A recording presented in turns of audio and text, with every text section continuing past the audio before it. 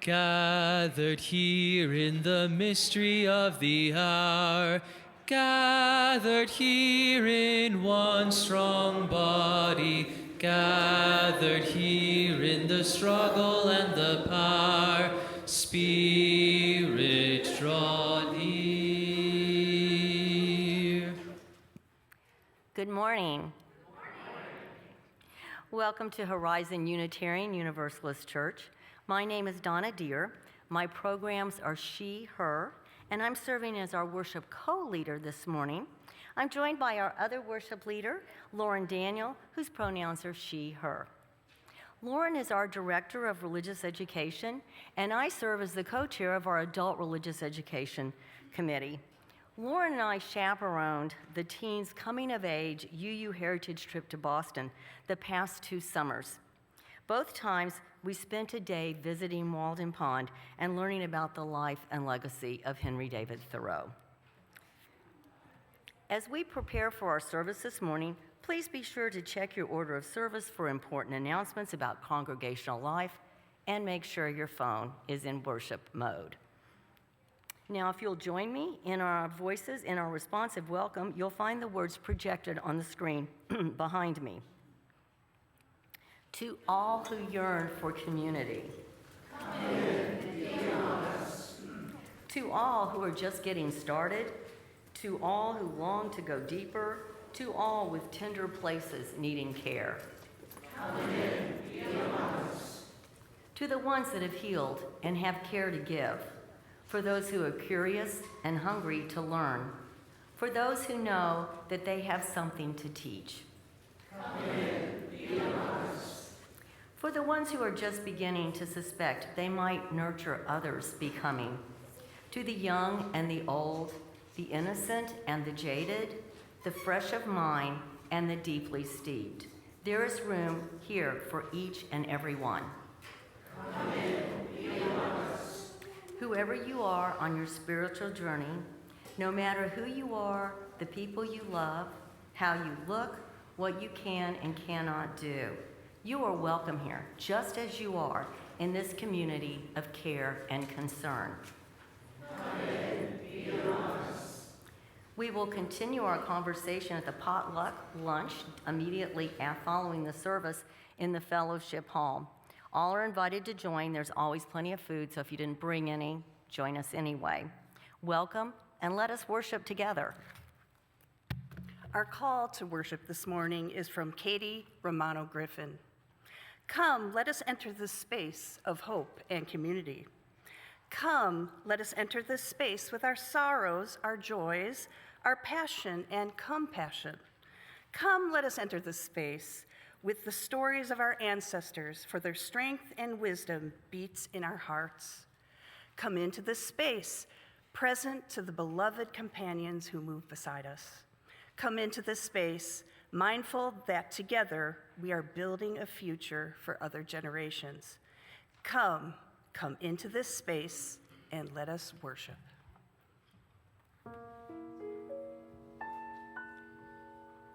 His meditations are interrupted only by the faint sound of the Concord bell, a melody, as it were, imparted into the wilderness. At a distance over the woods, the sound acquires a certain vibratory hum, as if the pine needles in the horizon were the strings of a harp which it swept. A vibration of the universal lyre, just as the intervening atmosphere makes a distant ridge of earth interesting to the eyes by the azure tint it imparts.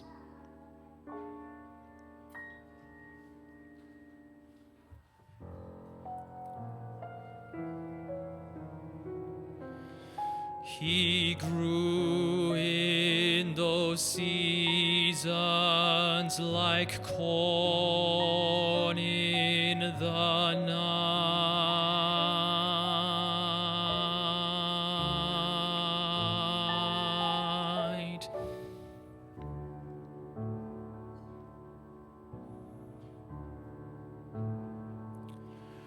Wrapped in reverie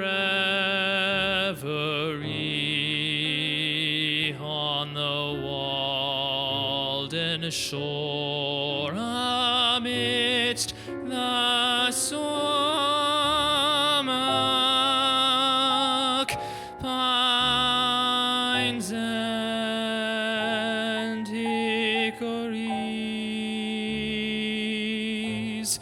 in undisturbed solitude.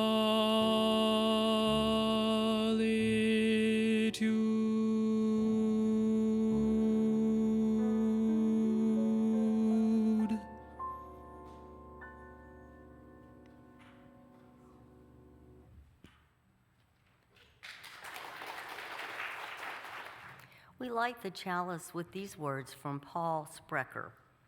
We light this chalice to honor the memory of those who have come before us, kindling flames of wisdom in dark times, willing to challenge orthodoxy even at great personal risk, giving us a legacy of freedom and a love of truth, a legacy that warms our hearts and lights our paths.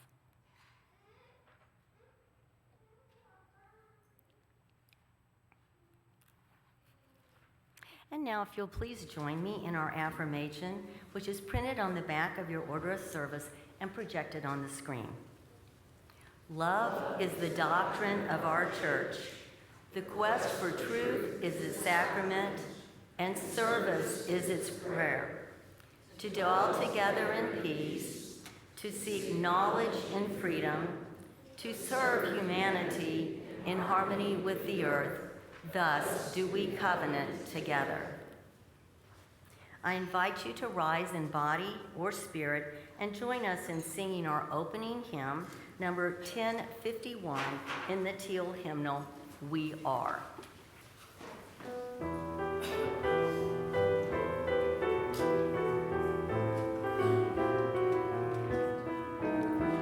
For each child that's born, a morning star rises and sings to the universe who we are. For each child that's born, a morning star rises and sings to the universe who we are.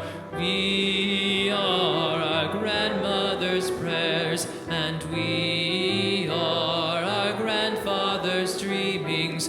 We are the breath of our ancestors. We are the Spirit of God. We are mothers of courage and fathers of time.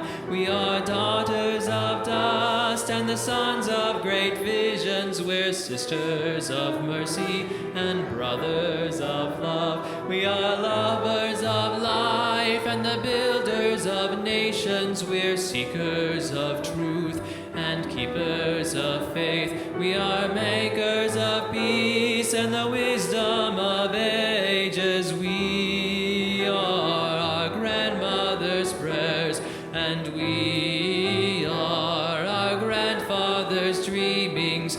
We are the breath of our ancestors. We are the Spirit of God. We are mothers of courage and fathers of time. We are daughters of dust and the sons of great visions. We're sisters of mercy and brothers of love. We are lovers of life and the builders of nations. We're seekers of truth and keepers of faith. We are makers of peace and the wisdom of ages. We are our grandmother's prayers, and we are our grandfather's dreamings.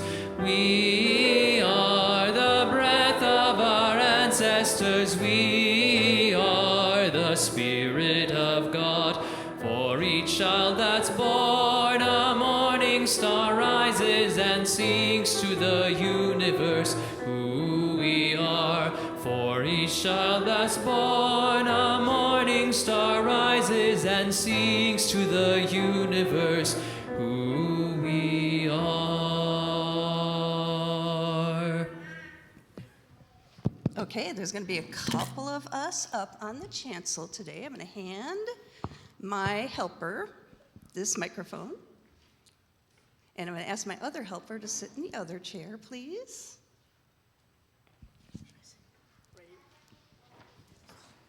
And let me get the microphone too. And while they are getting settled in, we are going to go ahead and invite the young and young at heart up for a story.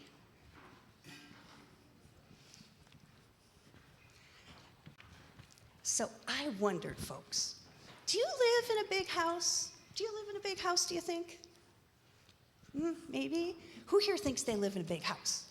Okay, we got a couple of people. All right. Do you think you could live in a house like the size of a classroom? What do you think? Yeah? We do. We have somebody that thinks so. And that sounds very exciting.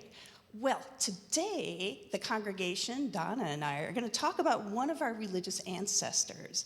His name was Henry David Thoreau, and he lived more than 200 years ago. People in his part of the country, that is in Massachusetts, call him Thoreau, but we'll stick with Thoreau today. So he is most famous for living a little bit more than 2 years in a tiny cabin he built himself in the woods on a friend's property. It's about 45 minutes as you drive from Boston west. And it was next to Walden Pond. He did this as an experiment in how to live life. And he wrote a book about his experiences called Walden. And if you've got really sharp eyes, you can see it behind me on the shelf. Do you see it? And it's very famous. He also kept a journal about the animals and plants he encountered during his 2 years at Walden Pond. And in this slide, you might see some people that are sitting next to me. This is our coming of age class 2026, and we had just visited Walden Pond in June. And can you see how small the cabin was? Can you see the two people next to me trying to touch the ceiling? Was touching the ceiling pretty easy? Yeah, I think it was. So it was really, really small. And I will tell you, Thoreau did so much. He was like a naturalist and a philosopher and a social justice activist. And so today we're going to read a story about him. It's called If You Spent the Day with Thoreau at Walden Pond, and it's by Robert Burleigh. If you spent a day with Henry David Thoreau, you would need to get there early because Henry wakes with the sun. If you spent a day with Henry David Thoreau, you would knock on the door of Henry's tiny house on the shore of Walden Pond. Hello, Henry. You would look inside and see nothing but 3 chairs, a table, a desk, an old bed, and yet Henry had just what he needed. If you spent a day with Henry David Thoreau, you would sit on the soft pine needles behind the house and drink cold, fresh Walden water. Living a simple life is the best way to be happy, says Henry. You would row out onto the pond, gaze down deep, and gaze a beautiful gold and emerald fish. Swish, it's gone. You would help Henry weed his bean patch. I like to make the earth say beans instead of grass, Henry says with a grin. If you spend a day with Henry David Thoreau, you would head down paths that wind back and forth through leafy woods, but Henry knows the way. You would sometimes stop and listen. Shh, Henry says, holding a finger to his lips. That's a robin calling to his friends. And that gentle song is the coo of a mourning dove. And there's the screech of an angry jay. If you spent a day with Henry David Thoreau, you would wade in sandy pond and let the cool water lap against your feet and feel the sun on the back of your neck. You would point to a hawk high above, soaring and tumbling over and over. So free and wild, said Henry, and he writes it down in his notebook too. If you spent a day with Henry David Thoreau, you would hike past Fairhaven Hill, where the huckleberries grow, pick the ripest ones and nibble them as you roamed. Yum. You would spy from your hiding place a mother partridge shooing her chicks under dry leaves. See them, look at their tiny brown eyes staring out. If you spent a day with Henry David Thoreau, you would climb a farmer's fence, shortcut across a pasture, and call out to the cows, moo! You would rest on the grass, lean back, hear the leaves murmur, and feel the soft breeze against your face. Henry calls it dreaming awake. If you spent a day with Henry, you would share a loaf of his homemade bread. After lunch, you would feel bits of cheese to a tiny mouse and laugh as its whiskers tickled your hand. You would follow a fox across the meadow, running behind it, losing the track but finding it again and again. Be quick, says Henry. You would lie on the ground, staring down, watching an ant war, red versus black. To Henry, little things matter as much as big things. If you spent a day with David Thoreau, you would relax together, watching late afternoon clouds seem to float on Walden Pond. Ah, says Henry, smiling. From here, the pond is like a wide open eye staring up at the sky. If you spent a day with Henry David Thoreau, when you left, you would glance back in the gathering dusk and wave. You would see Henry writing in his journal by the light of his lamp. He would look up and call, "Remember, have an adventure every day." Goodbye, Henry, and thanks. You would call back with a happy smile if you spent a day with Henry David Thoreau. Well, let's go ahead and give our readers a round of applause.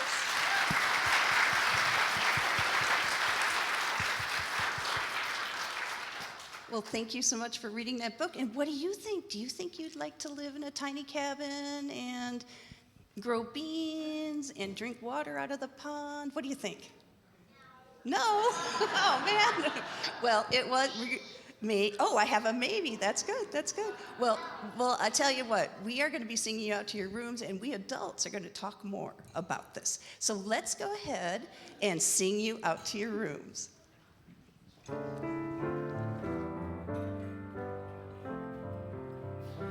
May your mind be open to new learning. May your lips bring truth into the world. May your heart know love and your hands to the work of justice as you go your way in peace. As you go your way in peace. I thought I could have lived in that little cabin, but there's no indoor plumbing. As we approach the time for our offering, give what you will give and give generously. Give for the church that meant so much to you, for the church that meant so much to those who came before you, and for the church that will mean so much to people you will never know. Give what you will give, for you are a generous people. Thank you to our members and friends who give and pledge electronically. You can donate online via Realm Connect or on our website at horizonuu.org/donate. The offering will now be joyfully given and received. Thank you for your generosity.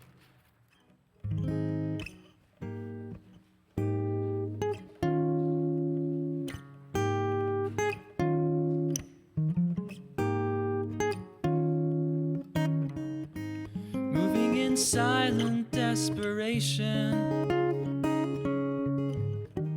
keeping an eye on the Holy Land. Hypothetical destination. Say, who is this walking man?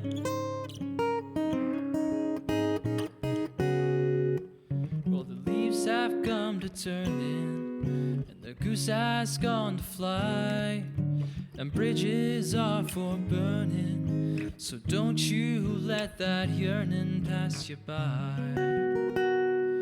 Walking man walks. Any other man stops and talks. But the walking man walks.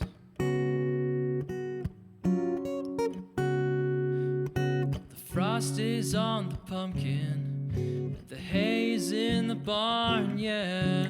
And Pappy's come rambling on, stumming around, drunk down on the farm. And the walking man walks.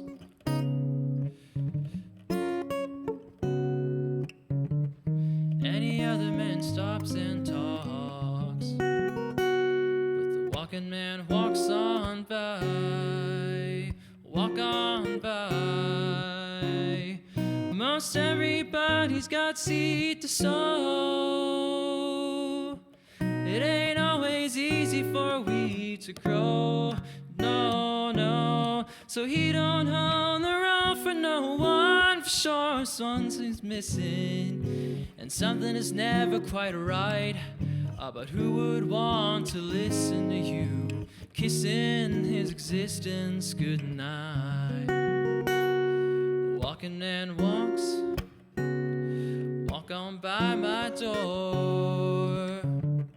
Any other man stops and talks, but not the walking man. He's a walking man, born to walk, walk on walking man. Walk on walking man.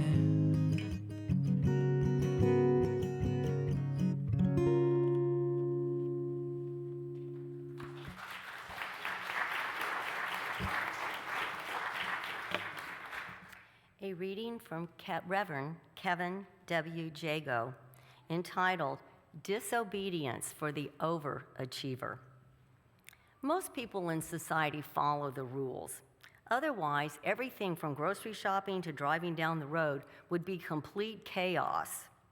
And yet, even those of us who grew up filling in the little test bubbles just right and rewinding video cassette tapes can train our disobedience when it counts. James C. Scott put it this way: one day you will be called to break a big law in the name of justice and rationality. Everything will depend on it, and you have to be ready. How are you going to prepare for that day when it really matters? You have to stay in shape, and so when the big day comes, you'll be ready. What you need is anarchist calisthenics. Every day or so, break some trivial law that makes no sense, even if it's only jaywalking. Use your own head to judge whether that law is reasonable. That way, you'll keep trim, and when the big day comes, you'll be ready.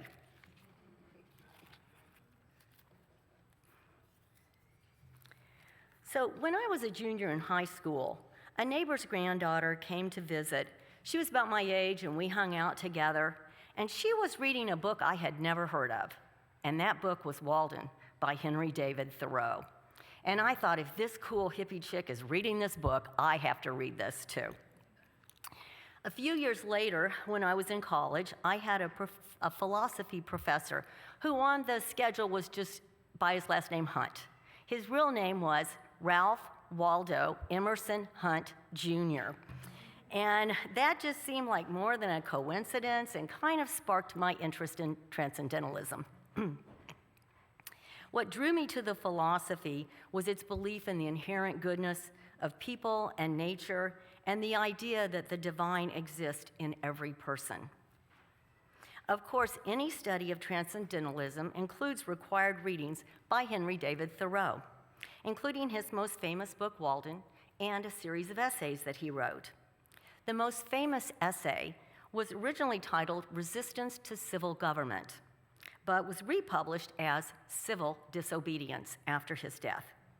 Published in 1849, the essay argues that people have a moral obligation to refuse to follow unjust laws, an approach that Thoreau himself tried to implement in his own life. Thoreau was born in 1817, and fun fact here, his name is actually David Henry Thoreau, and he changed it on his own, never legally, but from that point on was known as Henry David Thoreau. And he was born during a period of rapid expansion and growing conflict in the United States. Slavery remained legal. The Mexican-American War had begun. Thoreau believed that the war was largely intended to expand slavery into new territories, and he opposed both the war and slavery on moral grounds. He was a committed abolitionist, sheltered freedom seekers, and supported the Underground Railroad. Although he was raised in a Unitarian family, and I think we all think he's Unitarian, right? He rejected that organized religion as an adult and became more of a transcendentalist at that time.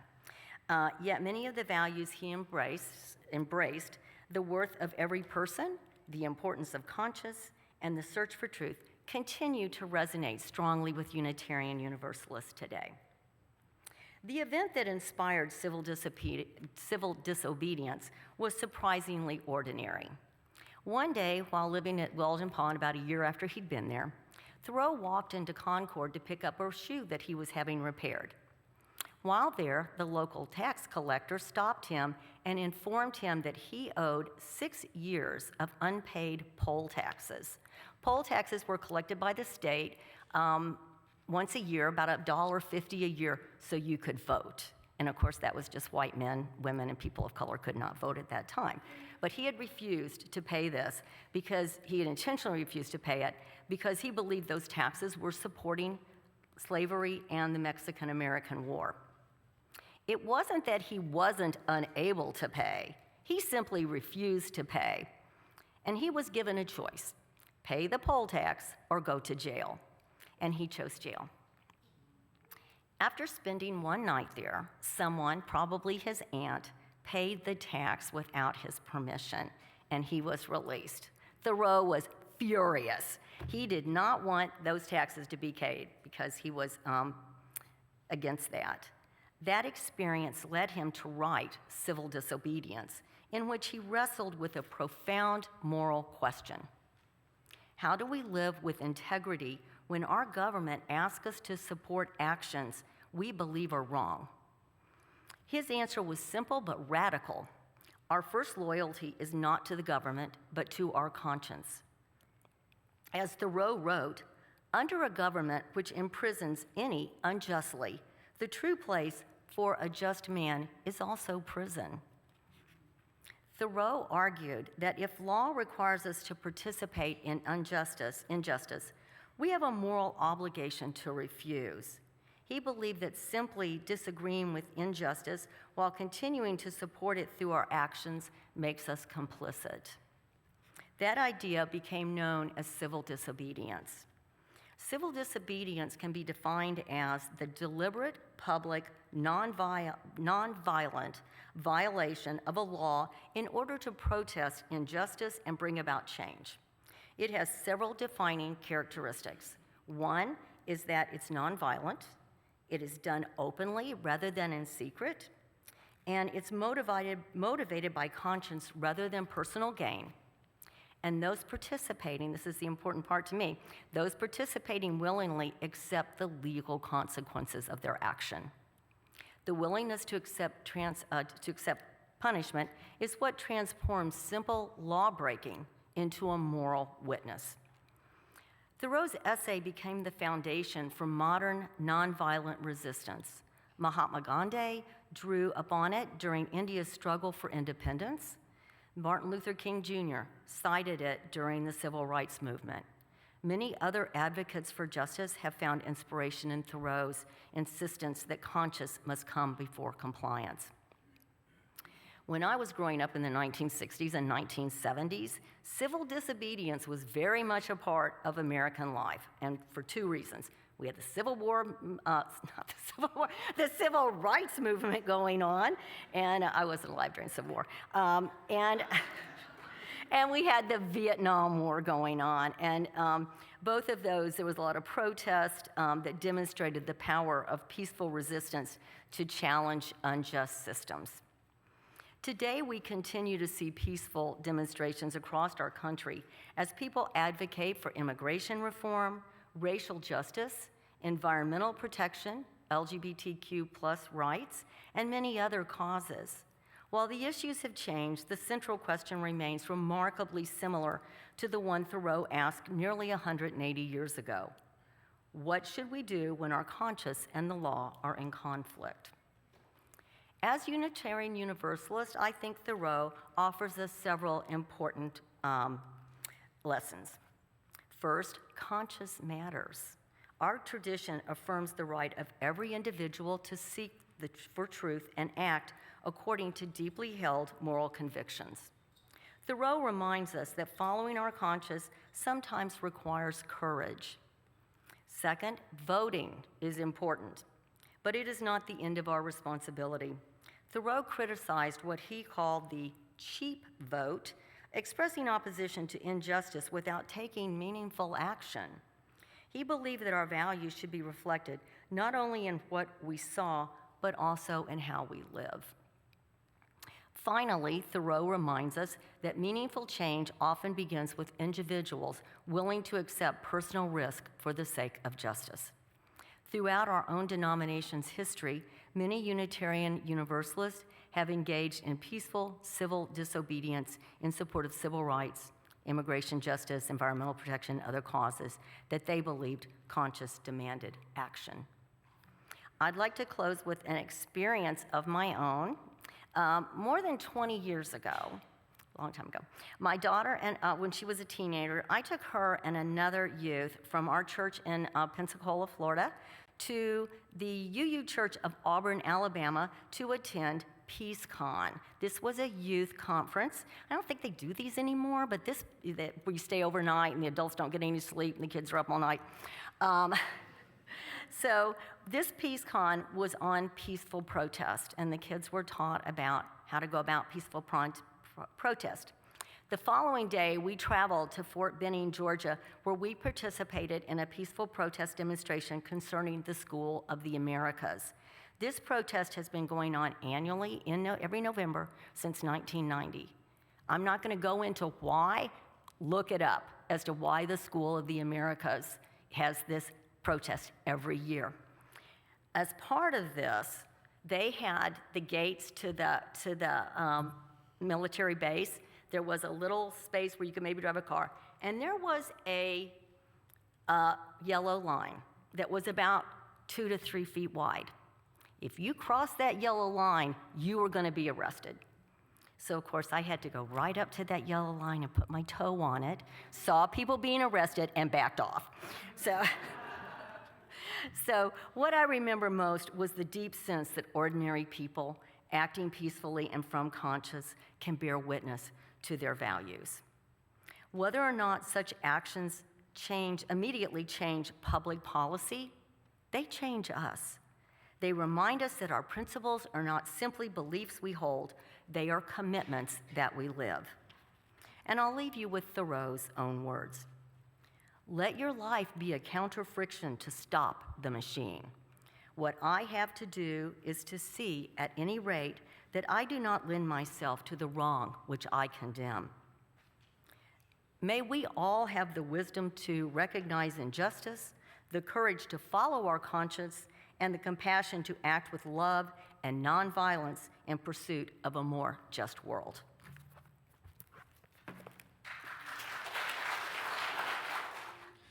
Gathered here in the mystery of the hour, gathered here in one strong body, gathered here in the struggle and the power, Spirit, draw near.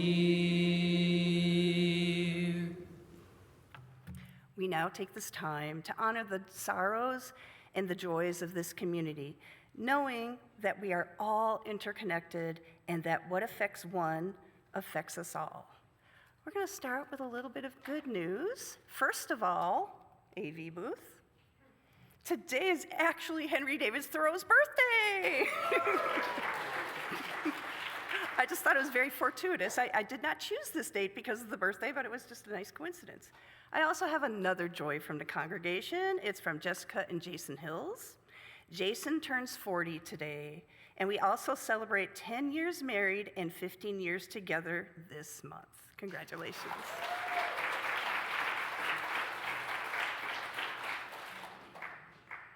And yesterday there was a wonderful celebration of member Jim Sturdivant. I hope that you were able to attend. I was not, and Jim, this is just us to say we love you and care about you very much.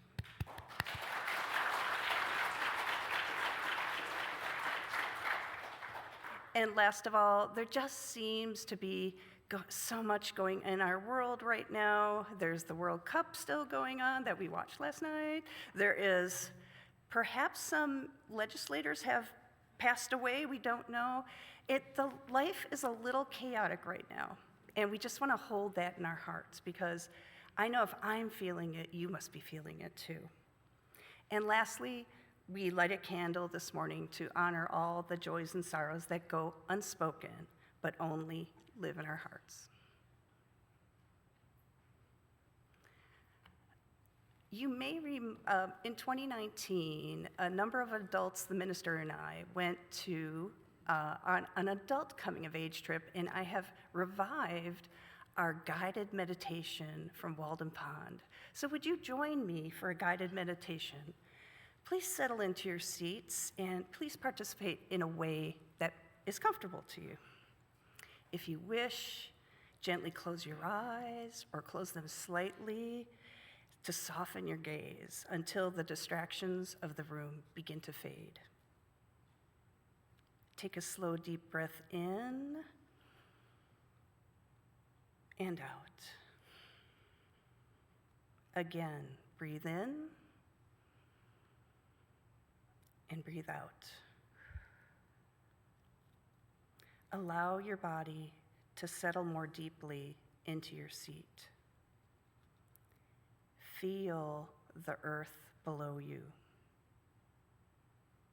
Notice your feet resting on the ground, which is connected to the earth, which is connected to everyone else on this planet. Steady, grounded, and secure. Now, in your imagination, find yourself in a northeastern forest. You are standing at the edge of Walden Pond. You are about to begin the familiar path that circles the pond. As we walk together in our minds, invite all your senses to come alive. Feel the earth firm beneath your feet as the trail gently rises and falls as you are walking through the Walden woods. Notice sunlight on your left filtering through the leaves, catching the surface of the pond as it sparkles in the Massachusetts sun. Listen carefully. Hear the breeze moving through the branches. Hear the soft crunch of gravel beneath your footsteps. Hear the rustle of small creatures in the leaf litter. And the gentle rhythm of Walden Pond lapping against the shore. Breathe in the cool forest air, carrying the scent of pine and fir, damp earth and growing things. And take a moment to simply be. Notice what draws your attention. Let the sights, sounds, scents, and sensations of this peaceful place settle around you as you begin your walk beside Walden Pond.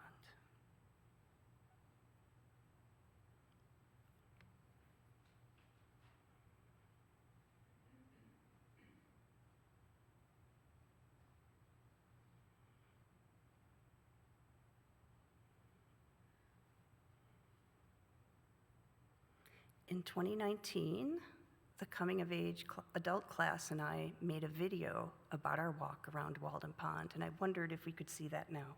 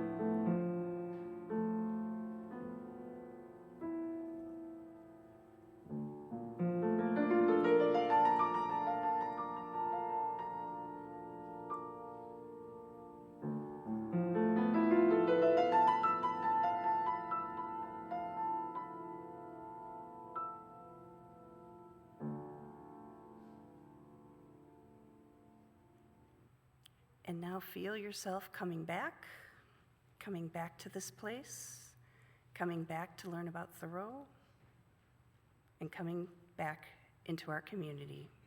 Amen. I do not wish to live which was not life, living is so dear. Nor did I practice resignation unless it was quite necessary. I wanted to live deep and suck out all the marrow of life, to live so sturdily and Spartan-like as to put to rout all that was not life. Our life is frittered away in detail. An honest man has hardly need to count more than his 10 fingers, or in extreme cases his 10 toes, and lump the rest. Simplicity, simplicity, simplicity. I say let your affairs be 2 or 3, and not 100 or 1,000 instead of 1,000,000. Count half a dozen and keep your accounts on your thumbnail. Simplify, simplify.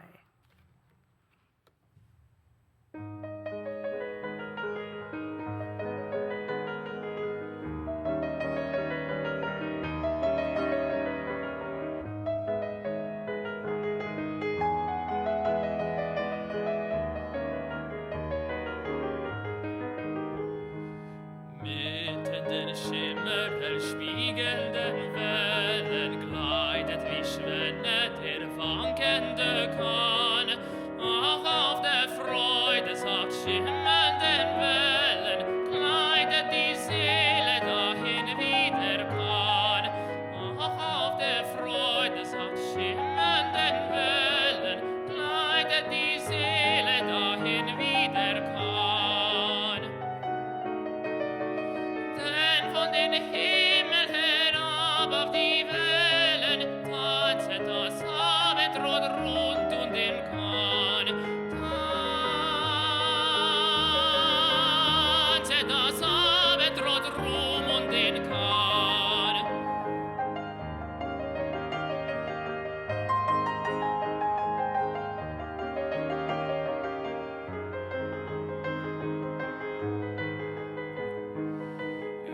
Über den Wipfeln des westlichen Haines winkt aus freundlich der rötlichen Schein. Unter des Zweigen des östlichen Haines säuselt der Kaimus im rötlichen Schein. Unter den Zweigen des östlichen Haines säuselt der Kaimus im rötlichen Schein. Freunde des Himmels und Ruhe des Haines, ahmet die Seele im rötenden Schein. Ahmet die Seele im rötenden Schein.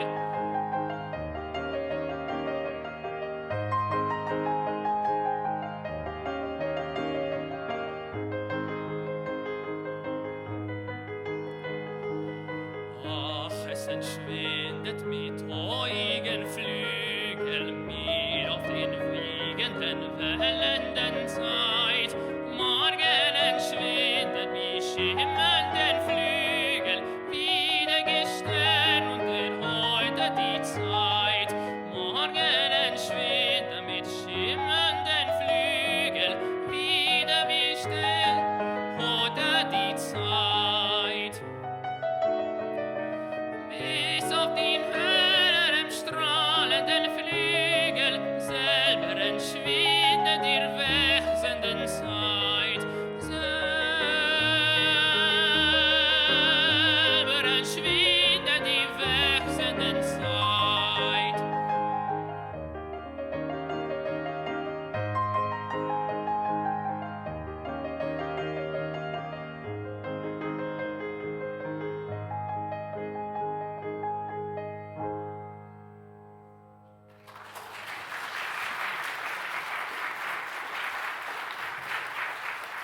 Our ancestor, Henry David Thoreau, is enjoying quite the comeback these days. I don't know if you've noticed.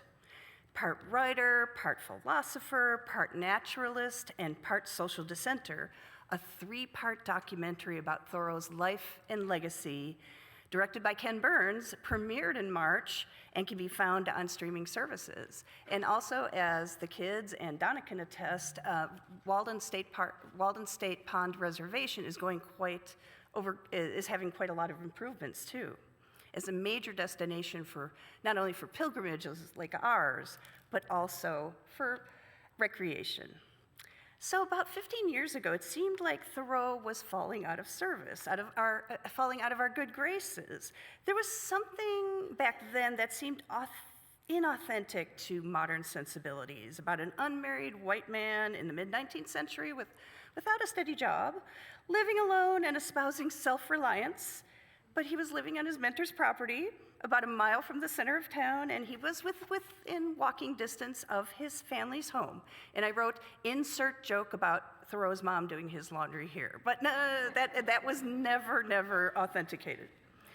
But you know, times have changed. Thoreau, at least to me, seems more relevant today than ever, and for good reasons that we'll go into in a moment. And first, I think it's important you understand Thoreau's background. Thoreau is a very complex figure from our Unitarian Universalist past. And if you were like me, you were probably assigned Walden to read in English class. And maybe when you went to your UU history classes in the 2000s, you learned that Thoreau was a Unitarian, and we already addressed that. Well, Thoreau wasn't a Unitarian, but he was Unitarian adjacent. His parents were Unitarians, and Thoreau counted many Unitarians as acquaintances. His mom and sister were part of the Underground Railroad, and I understand that Thoreau also participated in the Underground Railroad. And so we consider Thoreau a transcendentalist, and Thoreau met his future mentor, Ralph Waldo Emerson, in 1837. He was introduced by Emerson's sister-in-law, who was boarding at the Thoreau's family house at the time. And the sister-in-law brought 20-year-old Thoreau to visit Emerson, and she brought along snippets of his poems, sparking the beginning of a lifelong friendship and mentorship between Thoreau and Emerson. In 1838, Emerson formally broke away from the Unitarians and promoted the philosophy of transcendentalism, and I'll go into a little detail here. Transcendentalism is a philosophy and literary movement that emphasize intense individualism, self-reliance, and the belief that divine truth can be found through intuition and direct connection with nature rather than through religious doctrine or logical reasoning. In fact, we had visited Harvard University where Emerson gave this speech, and it was so revolutionary for the time. Emerson gathered and supported other transcendentalists like Thoreau in Concord and also in Boston. And no doubt Thoreau met many of the famous movers and shakers of the time. Margaret Fuller, Nathaniel Hawthorne, and the Alcotts, both Louisa May Alcott of Little Women fame, and also her father, Bronson Alcott. And one reason that Thoreau might resonate with us again in 2026 is because it doesn't really fit the mold of the 19th century Unitarian historic figure. Do you know what I'm talking about? He was white, but he was not rich. He did not own land. He did not come from an influential family. Thoreau came from what we consider today as a financially insecure home. His family did not actually have any success until the father's pencil factory took off in the 1840s. And when you go to Sleepy Hollow Cemetery, where Thoreau is buried, you often see pencils put around his grave for that reason. And like many of us today, he had to keep reinventing himself. Throughout his life, he only had a small amount of success as a writer. It's kind of hard to believe, right?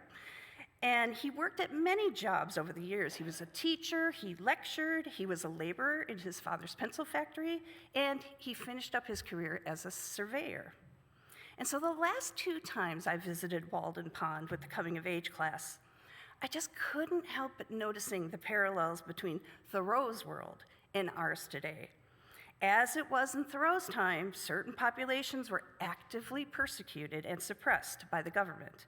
And the government was really only serving one kind of person, the upper middle class white man. And this, remember what Donna was talking about? This was when slavery was still legal.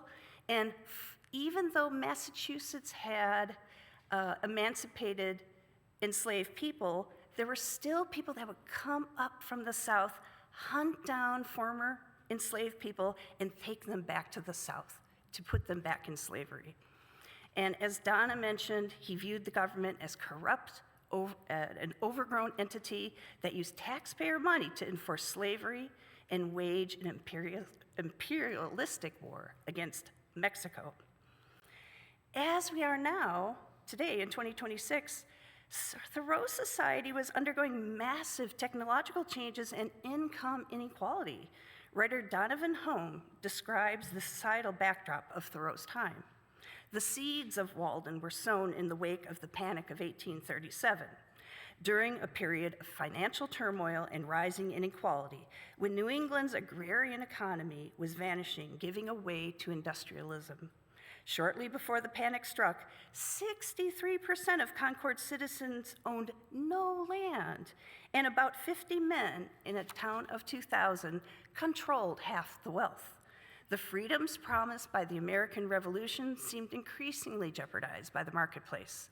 In the textile mills, remember, this is before the 40-hour work week, the mass of men and women did indeed lives of quiet desperation, as Thoreau would have known. Even college graduates had a hard time finding work.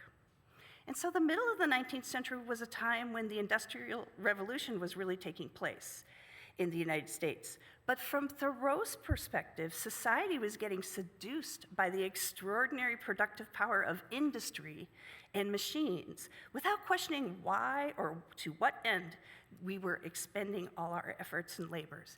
And what was the cost? That sounds very much like our argument in adopting AI now, doesn't it?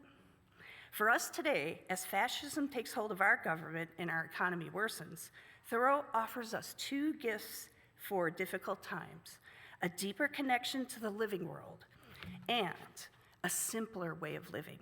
And from those two gifts come a third: greater freedom to act with courage. One of the lessons we can learn or relearn from Thoreau is to find inspiration in nature.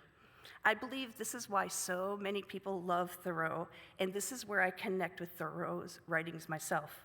And I wonder if you do too. Transcendentalist Ralph Waldo Emerson, in his essay, Nature, argued that direct personal experience in the natural world provides deeper spiritual wisdom than institutional religion or dogma.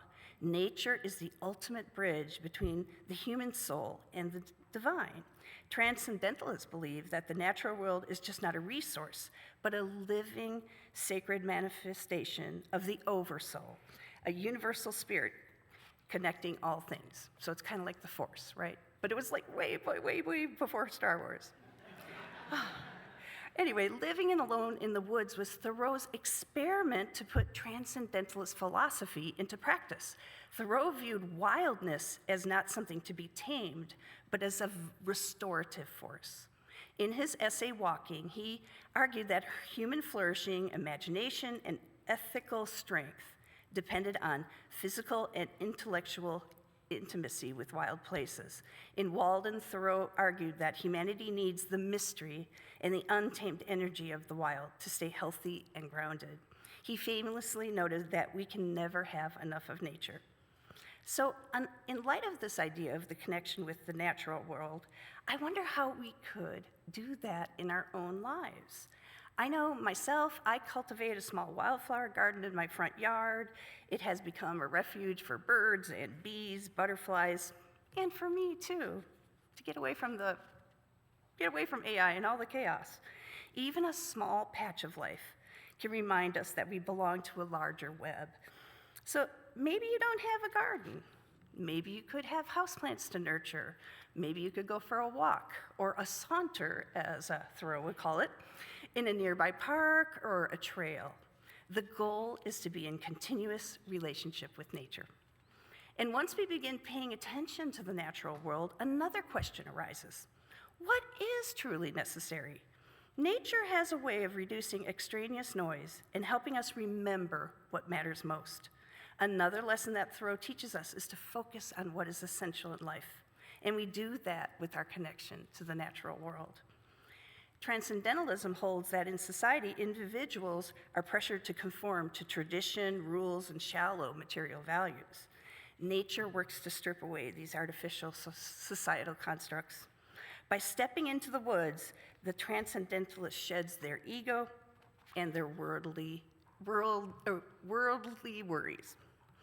Thoreau believed in living a life free of unnecessary complexities, simplified, I don't know if you noticed, simplify, he urges us in Walden. He advocates for simplifying our material possessions, reducing dependence on external luxuries, and embracing self-sufficiency. Simplifying allows us to escape the machine, consumerism. He believed that modern society traps people in a cycle of unnecessary labor and material accumulation, leading to lives of quiet desperation. It also promotes self-reliance. By reducing physical needs to the absolute essentials, an individual frees up their most valuable asset, time. And it goes beyond just material things. Simplifying also helps clear the clutter in our minds and the intentional noise our government creates through this continued chaos. It creates the space needed for authentic living, intellectual growth, and more connection with nature. And so many of us are living with economic uncertainty, rapid technological change, political conflict, and the concern for the well-being of the most vulnerable among us.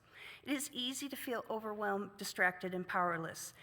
But Thoreau teaches us we are not powerless. For Thoreau, simplicity was not just a lifestyle choice or an experiment. It was a source of independence. The fewer necessary obligations we carry, the freer we are to live according to our conscience. The relationship between simplifying one's life and civil disobedience is one of leverage. When you minimize your material possessions and your financial obligations, you have less to lose. You are no longer entangled in the machinery of the state. Thoreau noted that the more money a person accumulates, the less virtuous they often became because their wealth ties them to the system. When our lives are consumed by debt, distraction, and constant consumption, it becomes harder to think clearly and act from our values. Simplifying can create mental and physical space needed for discernment, compassion, and principled action. By downsizing aspects of your life, you carve out the mental bandwidth and freedom to focus on what you truly value and stand up for what you believe is right. This will allow you to see through government propaganda and manipulation, and more clearly, leave you energy to resist immoral laws and government actions. When you know what truly matters, you become harder to intimidate and easier to inspire. If you want to apply Thoreau's philosophy this week, try a needs audit. Look at where your time, attention, and money are going. What is nourishing your values? What is draining your energy? What could you let go of? Perhaps it is a purchase you do not need, a commitment that no longer serves you, or a source of constant outrage that leaves you exhausted. Thoreau reminds us that every unnecessary burden we set down creates room for something more important, deeper connection, clearer vision, and greater courage. In these uncertain times, simplifying our lives is not about giving up. It is making ourselves ready for the work that love and justice ask of us.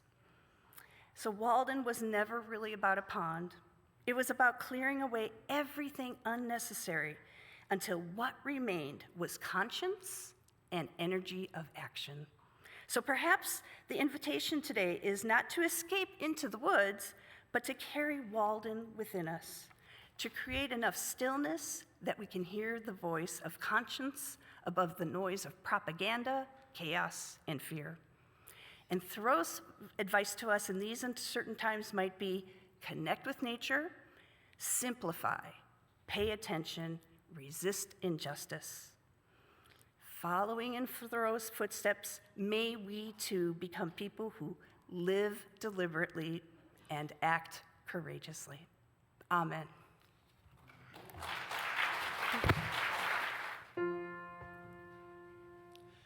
Gathered here in the mystery of the hour, gathered here in one strong body, gathered here in the struggle and the power, Spirit, draw near. We extinguish this flame, but not our commitment to welcome radically, love boldly, grow spiritually, and serve courageously. This we do because we envision a beloved community filled with compassion, helping all to thrive in a just world. I now invite you to rise in body or spirit and join us in singing our closing hymn, number 120 from our teal hymnal, Woyaya.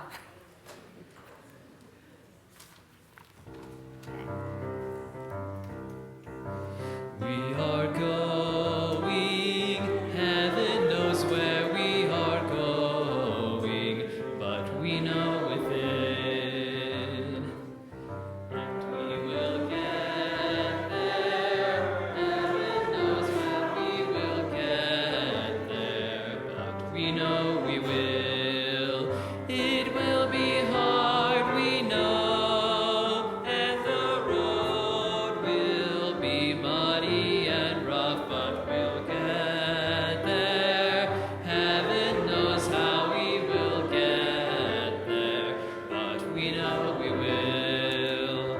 Woyaya, woyaya, woyaya, woyaya. We are going. Heaven knows where we are going, but we know within, and we will get there. Heaven knows how we will get there, but we know we will. Woyaya, woyaya, woyaya, woyaya, woyaya,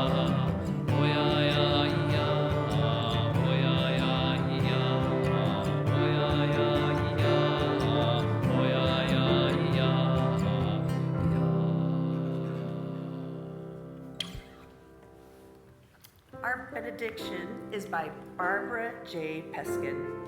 Because of those who came before, we are. In spite of their failings, we believe. Because of this, and in spite of the horizons of their vision, we too dream. Let us go remembering to praise, to live in the moment, to live mightily, and to bow to the mystery. May we take the fire within us and share with others as we go our way. Amen, and go in peace. we are called.